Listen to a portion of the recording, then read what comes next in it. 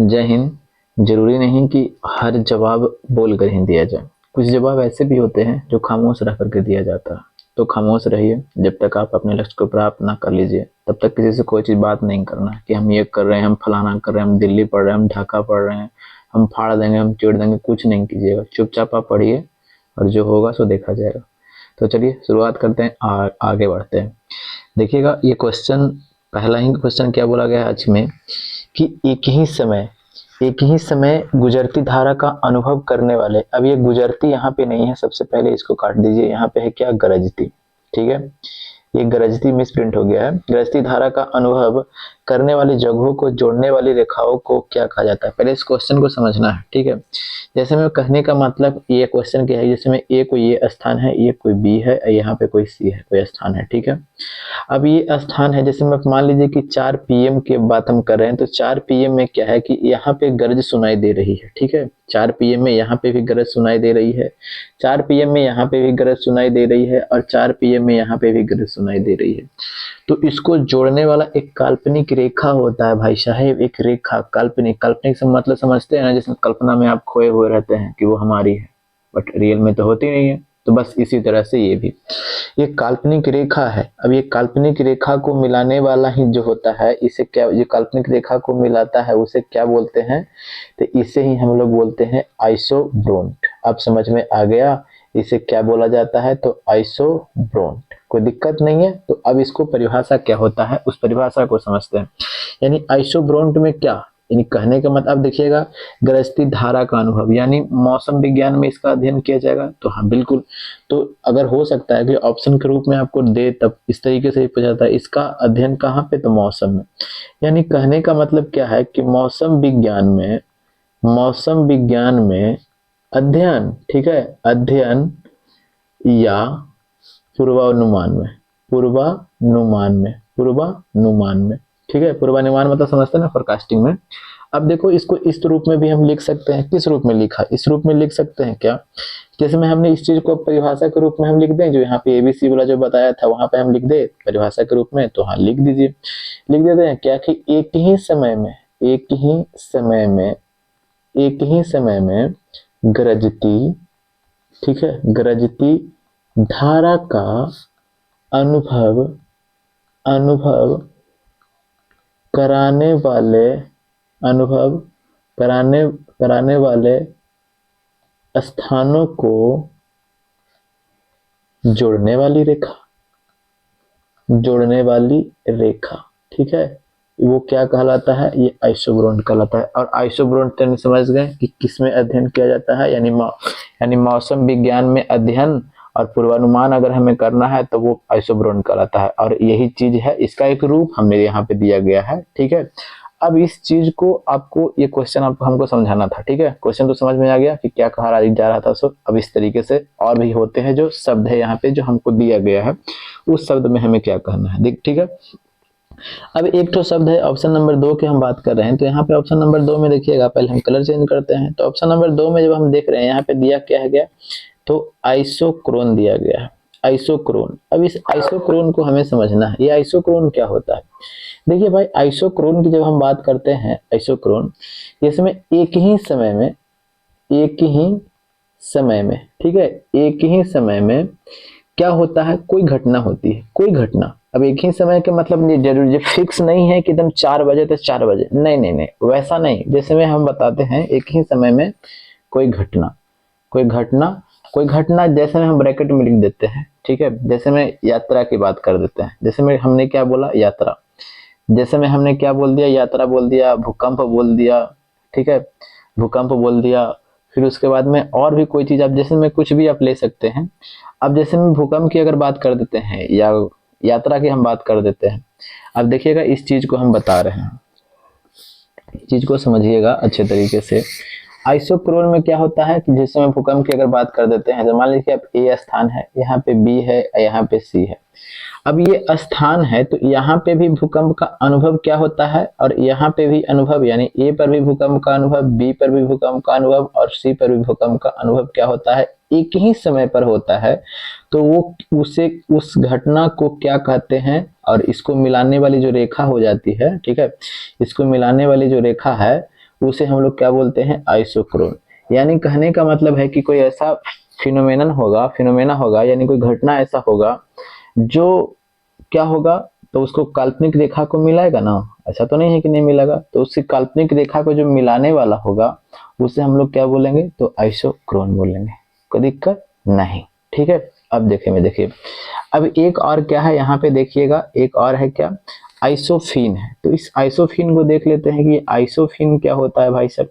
देखिएगा आइसोफिन में क्या होता है कि आइसोफिन में होता है क्या कि एक ही समय में क्या होता है, कोई बायोलॉजिकल इवेंट होता है, ठीक है, कोई बायोलॉजिकल इवेंट होता है। बायोलॉजिकल इवेंट जैसे में हम बता देते हैं, यहाँ पे हम लिख देते हैं बायोलॉजिकल इवेंट में क्या क्या हो जाएगा। जैसे में हम बात कर देते हैं बायोलॉजिकल इवेंट में क्या हो जाएगा, जैसे में कीड़ों की गतिविधि कर देते हैं, कीड़ों की गतिविधि, ठीक है। या आप सुनते होंगे ना कि बिहार में पक्षी आते हैं, ठीक है, तो बिहार में पक्षी आते हैं जिसमें प्रवासी पक्षी जो होते हैं वो आते हैं काफी दूर दूर से। माइग्रेंट्स बर्ड्स की अगर हम बात कर देते हैं तो प्रवासी पक्षी की हम बात कर देते हैं कि कोई खास सीजन में क्या होता है कि उस स्थान पे आता है, ठीक है, और फिर उसके बाद में वो चला जाता है, ठीक है। जैसे में रसिया वगैरह में जब ठंडा पड़ता है तो साइबेरिया से सब पक्षी उड़ करके कुछ जो होते हैं वो सभी कहाँ आ जाते हैं, बिहार में आ जाते हैं, और फिर यहाँ जब ठंडा पड़ने लगता है तो वो उधर चला जाता है, ठीक है। तो इसकी बात कर रहे हैं प्रवासी पक्षियों की, यहाँ पे लिख देते हैं। हमें इस तरह से घटना और भी हो सकता है, ऐसा नहीं कि एक ही चीज है, ठीक है। तो कोई बायोलॉजिकल इवेंट हो रहा है, तो बायोलॉजिकल इवेंट हो रहा है तो उसको मिलाने वाली एक रेखा होगा ना, ठीक है, जिसमें यहाँ पे कुछ है, यहाँ पे कुछ है, यहाँ पे एक ही समय में सभी हो रहा है। जिसमें दिसंबर में अगर सब आ रहा है, ठीक है, तो उसको मिलाने वाली कोई काल्पनिक रेखा है तो वो क्या कहलाता है, तो वो कहलाता है आइसोफिन। वो क्या कहलाता है, आइसोफिन। समझ में आ गया, कोई दिक्कत तो नहीं है, तो नहीं कोई दिक्कत नहीं है। अब और भी क्या है इसमें पढ़ने के लिए, पूछा क्या जाता है। पहला की अगर बात कर देते हैं तो यहाँ पे देख लीजिए, हमने ये तो देख लिएगा, तो मेरा तो आंसर तो ये निकल गया होगा, ऑप्शन नंबर 3। अच्छा, अगर हम बात कर देते हैं आइसो हाइट की बात कर देते हैं, तो आइसो हाइट क्या होता है, ठीक है। आइसो हाइट की अगर हम बात कर देते हैं तो आइसो हाइट क्या होता है कि समान वर्षा, क्या, तो कहिए कि समान वर्षा के स्थान को मिलाने वाली रेखा, समान वर्षा के स्थान को मिलाने वाली रेखा जो होती है वो क्या कहलाता है, आइसो हाइट, ठीक है। और एक ठो क्या होता है, आइसो बार भी पूछा जाता है। आइसो बार क्या होता है, समान वायु दाब, क्या भैया, तो समान वायु दाब के स्थान को मिलाने वाली रेखा, ठीक है, के स्थान को मिलाने वाली रेखा। और एक क्या होता है, आइसोथर्म। तो आइसोथर्म क्या होता है, समान तापमान के स्थान को मिलाने वाली रेखा, ठीक है। तो इतने सारे जो होते हैं वो आपको एग्जाम में पूछा जाता है, तो आपको इतना ध्यान देना पड़ेगा, ठीक है। तो इस तरीके से पढ़िए ताकि आपको पूरी तरह से कंप्लीट हो जाए एक टॉपिक, ठीक है। चलिए स्क्रीनशॉट लीजिए, आगे बढ़ते हैं, अगली बार चलते हैं, ठीक है। चलिएगा,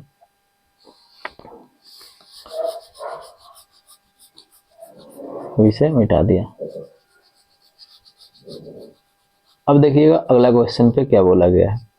अगला क्वेश्चन क्या बोला गया है, हाँ, आर्कीपिलागो का आशय क्या है। देखिएगा आर्कीपिलागो का आशय क्या होता है, जिसमें ग्रुप ऑफ आइलैंड, इसको आर्कीपिलागो का अर्थ ही क्या होता है, ग्रुप ऑफ आइलैंड। ये ग्रुप ऑफ आइलैंड, इसका मतलब तो समझ गए। ग्रुप ऑफ आइलैंड का मतलब क्या होता है, द्वीपों का समूह। जैसे में आप हमारे देश में क्या है, लक्षद्वीप देखिए, तो लक्षद्वीप क्या है, द्वीपों का समूह है कि नहीं है, तो उसको आर्कीपेलागो बोला जा सकता है कि नहीं, तो बिल्कुल बोला जा सकता है। आप इंडोनेशिया को देखिए, तो क्या देखिएगा कई सारे द्वीप मिल करके एक इंडोनेशिया बना है। अगर हम बात कर देते हैं हमारे अंडमान निकोबार द्वीप समूह को देखिएगा, तो अंडमान निकोबार द्वीप समूह में कई सारे द्वीप मिल करके अंडमान निकोबार द्वीप समूह बना है। तो कहने का मतलब क्या है कि ये आर्कीपिलागो क्या है, तो आर्कीपिलागो ग्रुप ऑफ आइलैंड है, ठीक है। तो पठार झील खत्म कर दीजिए, यानी आइलैंड मतलब द्वीप, ऑप्शन नंबर 2। समझ में आ गया, चलिए आगे क्या बोला गया है कि मिट्टी और पत्थर के टुकड़ों का पहाड़ी तल की ओर गमन करना कहलाता है। अब पहले चीजों को हम समझाते हैं आपको। जैसे पे मान लीजिए कि ये पर्वत है, ठीक है, और पर्वत है, इधर से क्या होती है, नदियां निकलती है, और नदियां निकलती है तो ये तो भी बचपना अवस्था में है, और बचपना अवस्था में आकर के फिर जवानी अवस्था में आती है, और जैसे ही ढलान से नीचे की ओर उतरती है तो काफी मात्रा में यहाँ पे क्या होता है कि एक गॉर्ज बन जाता है, ठीक है। और गॉर्ज बनने के साथ में जो अपने साथ में मिट्टी और कई सारे कंकड़ पत्थर लेकर के आते हैं, उसको क्या होता है कि अपर्दन होते रहता है। तो यानी कहने का मतलब क्या है, अपर्दन मतलब समझिए कि उसको घिसा पिटा के तोड़ फोड़ के एकदम बराबर करके रखे हुए हैं। अपर्दन मतलब कि एक तरह से कटाव करके रखे हुए हैं, ठीक है, मतलब कि एकदम घिसटा के पिटा के रखे हुए हैं। तो अब ये भी पूछा जा सकता है कि मिट्टी का अपरदन सबसे ज्यादा नदी की कौन सी अवस्था में होती है, बचपना अवस्था, जवानी अवस्था या बुढ़ापा अवस्था। तो आपको खुद सोच करके यहाँ पे जवाब देना है, ठीक है। बचपना अवस्था में क्या नदी की उतना ताकत है कि मिट्टी को उतना काट सकता है, तो कि नहीं। जब जब नदी अपना जवानी अवस्था में आएगा, ठीक है, जवानी अवस्था में आएगा तो उसमें क्या होगा कि मिट्टी नदी में ताकत रहेगा, और जैसे में वो क्या होता है ना, ढलान से गिरता है, जवानी अवस्था में देखिएगा तो वो ढलान से गिरते रहता है ना, तो काफी मात्रा में मिट्टी का अपर्दन और वो जो कंकड़ पत्थर है वो सबका अपर्दन होते रहता है, ठीक है। तो ज्यादा अपर्दन की बात कर देते हैं, तो ज्यादा अपर्दन किस में होगा, तो ज्यादा अपर्दन ये जवानी अवस्था में इसको देखने को मिलता है। और बुढ़ापा अवस्था में तो डेल्टा का निर्माण हो जाता है, क्योंकि ताकत नहीं रहता है, और जो मिट्टी लेकर आ रहा था वो लेकर आ रहा था तो इस नदी में पानी में उतना वेग नहीं है, और वो सब मिट्टी कंकड़ पत्थर यहीं पे रह जाता है, और फिर यही एक डेल्टा का निर्माण कर देता है। समझ गए ना, डेल्टा भी क्यों ऐसा निर्माण कर रहा है, सो क्योंकि बुढ़ापा अवस्था में आते आते पानी का उतना वेग नहीं रह जाता है, और वेग नहीं रह जाता है तो उसके बाद जो कंकड़ पत्थर लेकर के आ रहा था वो सभी को सभी छोड़ करके चलना पड़ता है उसको, तो समझिए कि वो डेल्टा का निर्माण हो जाता है। तो इसका मतलब अर्थ समझ गए क्या, कि जो तोड़ता फोड़ता है वो क्या कहलाता है, मृदा अपरदन, ठीक है। आगे बढ़ते हैं। क्या बोला गया है कि लैगून क्या है। अब समझिएगा, जैसे मैं लैगून का मतलब आप समझते हो कि एक चिल्के झील है, बस इसको याद कर लिए हैं, चिल्का झील। अब इसको याद कर लिए हैं, अभी हम बताते हैं क्या होता है, ठीक है। देखिएगा, लैगून की अगर हम बात कर देते हैं तो देखिएगा, ये हमारा इंडिया है, ये हमारा इंडिया है ना। अब देखिएगा देखिएगा जब आप देखे होंगे, ठीक है, जब आप देखे होंगे चिल्का झील को तो कैसा है, इस तरीके से बना हुआ है कि नहीं है। ओह ऐसा नहीं पड़ेगा, रुक जाइए, ओह मिनट, अरे भाई कहाँ गए दोस्त। देखिए इस तरीके से बना हुआ है कि नहीं, छोड़िए जी। देखिएगा जैसे में अब ये नदी है, ठीक है, अब ये नदी है तो समुद्र का पानी यहाँ पे आया, ठीक है। अब समुद्र का यहाँ पे पानी जब आता है ना, यहाँ पे समुद्र का पानी आ गया, ठीक है, और ओए होए होए होए ओए दोस्त का ऐसे हो रहा है, समुद्र का पानी यहाँ पे आ जाता है, ठीक है। और क्या होता है, समुद्र का पानी आया और यहाँ से पानी क्या हो जाता है, जो यहाँ से है ये समुद्र का पानी जो इधर आ रहा था अब नहीं आ पाता है, यहाँ पे अवरुद्ध हो जाता है। तो यहाँ पे पानी क्या हो गया है, जम गया है। अब यहाँ पे पानी क्या हो गया है, जब जमा हो गया है तो जमा हो गया है तो अब ये क्या एक झील का रूप ले चुका है, ठीक है। अब ये क्या ले चुका है, झील का रूप ले चुका है। तो इस तरह की जो झील बनते हैं वो आप देख रहे हैं कि छिछला हुआ है कि नहीं, क्योंकि देखिएगा पानी इधर आकर के घुस गया है और यहाँ से अब पानी इधर से अवरुद्ध हो चुका है, तो इधर से पानी अब नहीं आ रहा है, समुद्र वाला पानी अब नहीं आ रहा है, तो एक छिछला रूप हो गया है, ठीक है। तो छिछला रूप हो गया है, तो इस तरीके झील को ही हम लोग क्या बोलते हैं, लैगून बोला जाता है, ठीक है। तो क्या हो गया, अब जैसे में इसमें कौन कौन से आ जाते हैं, जो चिल्का की तरह ही और भी है, जैसे में आप देख सकते हैं वेम्बनाड झील, केरल में जो पड़ता है वेम्बनाड झील।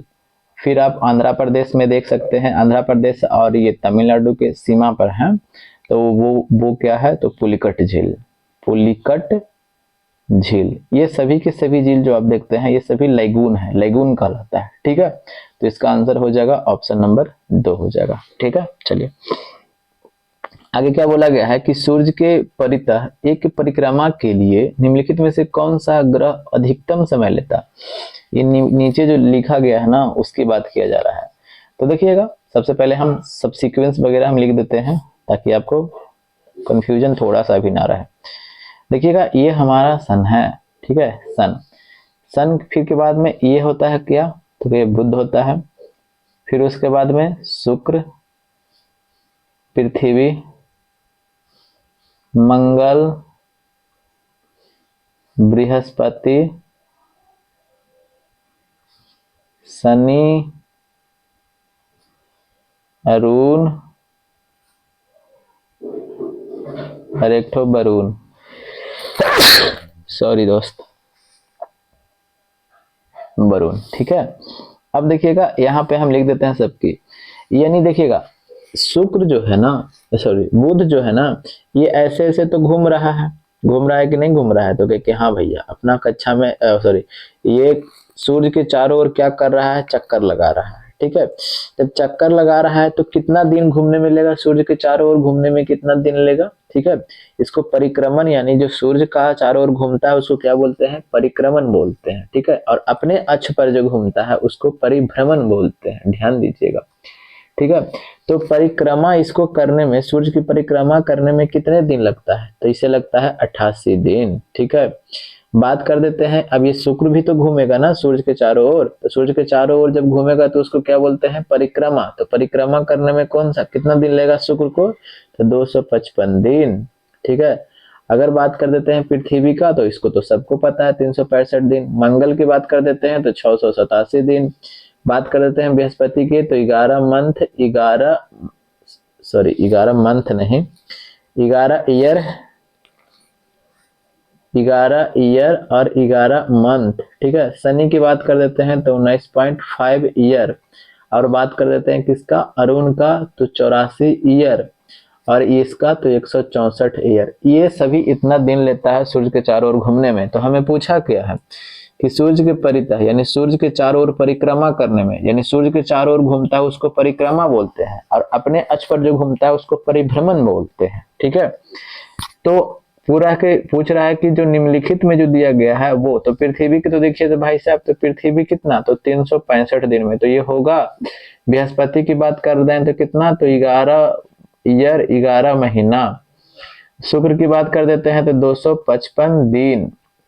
मंगल की बात कर देते हैं तो कितना, तो मंगल की बात कर देते हैं तो अभी हमने देखा 687 दिन। तो कौन अधिकतम समय में कर रहा है, तो ये तो 365 है, ये तो ये है, सबसे ज्यादा कौन है, तो बृहस्पति है, ऑप्शन नंबर 2, ठीक है। चलिए आगे देखते हैं अगले पर। निम्नलिखित में से किसने सबसे पहले यह बताया कि पृथ्वी गोल है, समझ गए, कौन बताया। देखिएगा अब हम बात कर देते हैं अस्पा। ये ए से कौन, तो शुक्राज। पी से कौन, तो प्लेटो। और ए से अरस्तु। अरस्तु के चेला कौन, तो अरस्तु के चेला सिकंदर। अब ये जो हम ऊपर में जो लिखे हैं ना, ये सभी का जो गुरु जी हैं, यानी ऊपर अरस्तु के गुरु कौन, तो प्लूटो। प्लूटो के गुरु कौन, तो शुक्राज। और ये सिकंदर के गुरु कौन, ये अरस्तु। समझ गए, कोई दिक्कत। और यही व्यक्ति जो है अरस्तु, अरस्तु के बारे में तो आप जानते हैं, इसे फादर ऑफ बायोलॉजी भी कहा जाता है, बहुत से सब्जेक्ट का इन्हें पिता कहा जाता है, ठीक है। अगर बात कर देते हैं ये जो अरस्तु जो है, ये अरस्तु सबसे पहले बोले थे क्या कि पृथ्वी जो है, ये पृथ्वी क्या है, तो पृथ्वी गोल है। तो सबसे पहले ही पूछा गया है, ठीक है। कौन सबसे पहले बताया था कि पृथ्वी गोल है, तो पृथ्वी गोल है सबसे पहले बताए थे अरस्तु, ठीक है। चलिए, पृथ्वी सूर्य के इर्द गिर्द घूमती हुई एक परिक्रमा पूरी करती है। अभी बताएं कि सूर्य के इर्द गिर्द पृथ्वी कितना समय में घूमती है, तो अभी कितना कहाँ गया, देखिए तो अभी भी लिखा हुआ है 365 दिन। 365 दिन बोले तो 1 वर्ष, ठीक है। प्रतिदिन नहीं, प्रतिमाह नहीं, प्रतिवर्ष, ऑप्शन नंबर 3, ठीक है। कौन सा ग्रह सूर्य के सबसे निकट है, देख लीजिए भाई साहब, कौन सा है, कौन सा सबसे निकट है, तो सबसे निकट तो बुध है, तो है, दिखाई तो पड़ ही गया होगा। तो ऑप्शन नंबर क्या हो जाएगा, 1 हो जाएगा, ठीक है। सूर्य के निकट पूछा है ना, अगर पूछ देता पृथ्वी के निकट था, तो पृथ्वी के निकट होता है शुक्र, ध्यान दीजिएगा। सबसे दूर में बृहस्पति, तो ऑप्शन नंबर यहाँ पे तो समझ गया। तो वीडियो के बारे में थोड़ा बताइएगा, कैसा लगता होगा, कुछ सुधार करने की जरूरत होगा तो भी बताइएगा। अगर समझ में नहीं कुछ आता होगा तो कमेंट बॉक्स में जरूर बताइएगा, ठीक है। और थोड़ा सब्सक्राइब वगैरह कर लीजिएगा, क्योंकि चैनल जो थोड़ा नया है तो लोग भाव कम देते हैं, ठीक है। तो जय हिंद, जय भारत, वंदे मातरम, इनकलाब जिंदाबाद।